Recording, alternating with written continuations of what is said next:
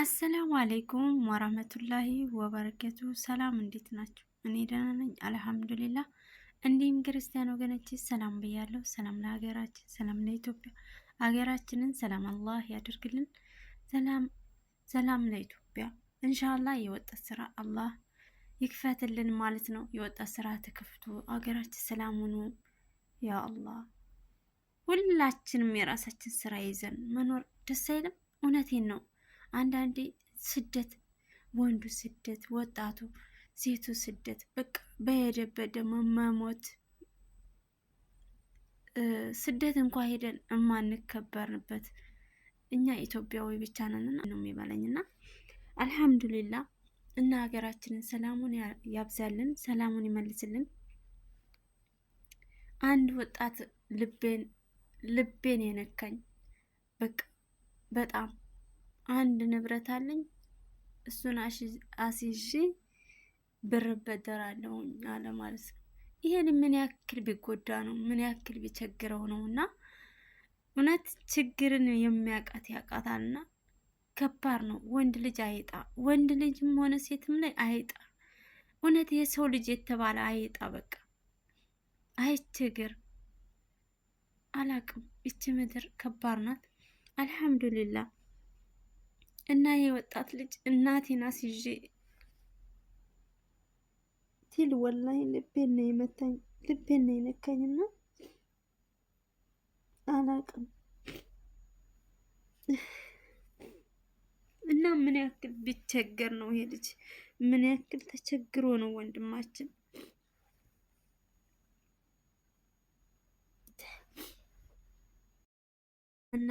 እናቱን ገንዘብ እናቱን አስይዞ ብር የሚበደረው አስቡ። ይሄ ልጅ እውነት እንደዚህ ምን የከፋ ችግርና የከፋ ነገር ባያጋጥመው ይሄ ወጣት ልጅ እናቱን አስይዞ ብር ይሄ ፌክ ነው ወይ ደግሞ ለቲክቶክ ነው ብላችሁ ታስባላችሁ? አይደለም። እውነት ልጁ በጣም ነው ያሳዘነኝና ብዙዎቻችሁ እየሰደብ ነበረ፣ ብዙዎቻችሁ ደግሞ አብሽር እያላችሁት ነበረ። ግን ባናረግለት ባንለት ክፉ መናገር ምን አስፈለገ? መሳደብ ምን አስፈለገ? ይሄ ላይ ውስጡ ያለው ቃል እሱና ፈጣሪ ብቻ ናቸው የሚያውቁት። ስለዚህ ክፉ ባንናገር፣ ኮሜንት ነገ እኮ ያስጠይቀናል። እና በጣም ነው ያሳዘነኝ። እና ቪዲዮውን ጋብዛችኋለን። እንዲሁም ደግሞ የመዳም ቅመም እየተደበደበች ቢሮ ውስጥ ሄዳ ተደብድባለች እና እሱንም ጋብዛችኋለሁ። በጣም ልብ ይነካል። ሁላችንም ዱዓ እናድርግ። ሀገራችንን ሰላም ለወጣቶች ስራ ይከፈትልን ኢንሻአላህ። አላህ ሰላሙን ያብዛልን።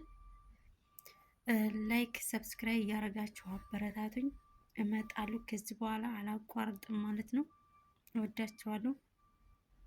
ኢንሻአላህ ጥሩ ነገር ይዤላችሁ እመጣለሁ። እና አንድ ኡስታዛችንም ትናንትና መከና ሰላም ሻሃዳ ይዟል ማለት ነው። አላህ ሱብሃነሁ ወተዓላ ሻሃዳውን ይቀበለው። አላህ ሱብሃነሁ ወተዓላ ይዘንለት። አላህ የተሻለ አገር ያድርግለት። ሁላችንም ሞትን ቀማሽ ነንና አላህ ይርሐመው፣ አላህ ይዘንለት።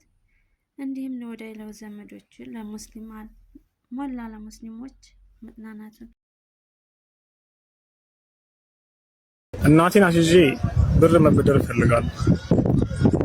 ማለቴ ያለኝ ኮፒ የሌለኝ ንብረቴ ምላት የኔም ብላትም እናቴ ነችና ባንክ ቤት ስጠይቃችሁ ቁስ ነበር ስጠይቁኝ ነበረውና እባካችሁ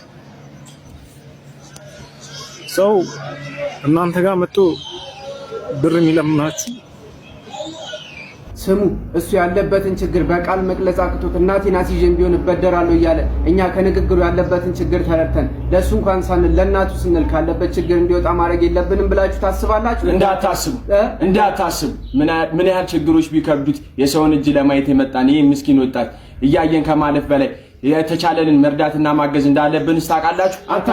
አታውቁም።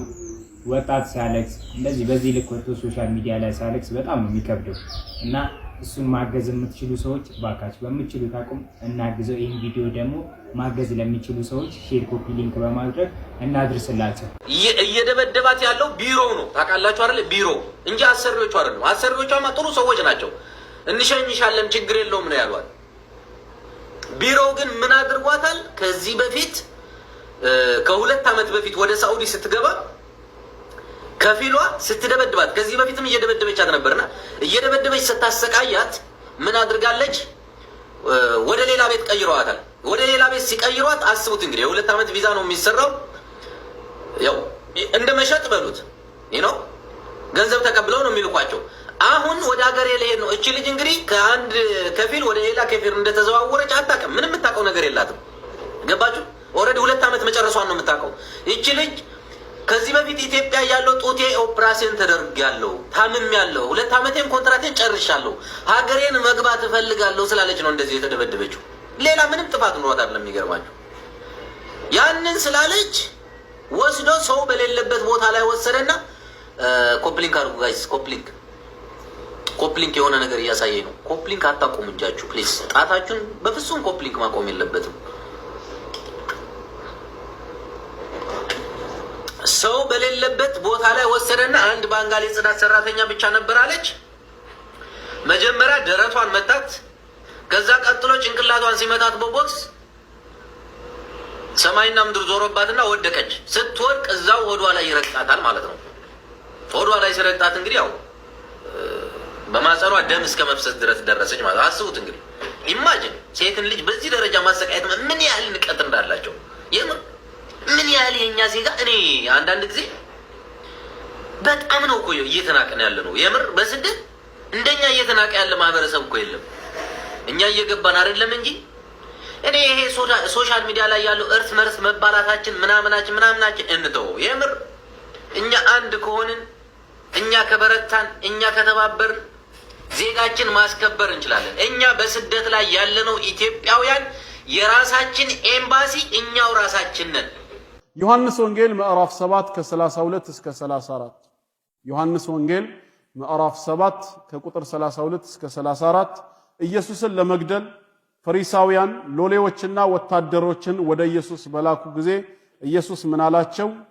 ጥቂትን ጊዜ አለ ለወታደሮቹ ከናንተ ጋር እቆያለሁ፣ ከዚያም ወደ ላከኝ እሄዳለሁ። ትፈልጉኛላችሁ፣ አታገኙኝም። እኔ ወዳለሁበት ቦታም ልትመጡ አትችሉም አላቸው ይላል። ጥያቄያችን ትፈልጉኛላችሁ፣ አታገኙኝም አለ። ለምንድን ነው የሚፈልጉት? ሊገሉት ሊሰቅሉት ከተባለ አታገኙኝም አላቸው። እኔ ወዳለሁበትም ልትመጡ አትችሉም። ካላገኙት እሱ ወዳለበት ቦታ መጥተውም ሊይዙት ካልቻሉ የታግኝተው ገደሉት፣ የታግኝተው ሰቀሉት። አብሽር በርታ ከጎንህ ነን አላህ ያግዝህ ለምትሉኝ ሰዎች በጣም አመሰግናለሁ። ስራው አድካሚና በተለያየ ሁኔታ ውስጥ የሚያልፉ የቲሞች ስለሚመጡ በጣም ሞራል ያስፈልገኝ። ቪዲዮዎቼ ከናንተ ጋር ሲደርሱ ሪፖስት በማድረግ የበለጠ እገዛችሁን እፈልጋለሁ። ሼር ዲዩት በማድረግም እንዲሁ ሽክራን። ሰው ሱፊ መሆን መብት አለው። የደረሰበት የዕልም መጠን ከመሻይኾቹ ያገኘው መስመር ይሄን ሊሆን ይችላል። ሌላኛው ተብሊግ መሆን ሊፈልግ ይችላል። ሶስተኛው ሰለፊ መሆን ሊፈልግ ይችላል። ሁሉንም እኩል የማስተዳደር ግዴታ አለበት መጅሊስ። ማንንም በመዝሃቡ ሊገፋው አይገባም። መጅሊስ ማለት መስጂድ ማለት ነው። መስጂዱ ሰው ሲገባ መታወቂያ አንጠይቅም። ሱፊያነ ሰለፊያነ ብለን ገምቶ ይሰግዳል። መጅሊስም ላይ እኩል ከመዝሃብ አቋሙ ውጭ አገልግሎት ሊያገኝ ይገባል። አንድ ሰው ሱፊ በመሆኑ ከመጅሊስ ኢማምነት ከመስጂድ ኢማምነት ሊገፋ አይገባው።